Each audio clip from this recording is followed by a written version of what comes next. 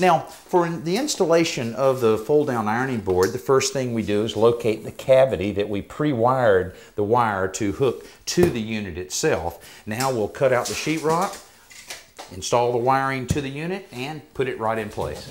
Before we go too far, we want to make sure the power is off so we don't nick the wire with the saw.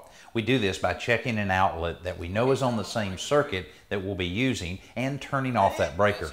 Then Greg completes the cutout by following the studs on either side with his saw and the layout lines for the horizontal cuts.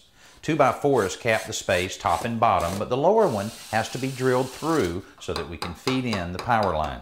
Now we can carefully slip the cabinet in place and begin securing it to the studs and making all the electrical connections before we turn the power back on and check out our work. Hey, let's see, with the power on, let's see if everything's working here.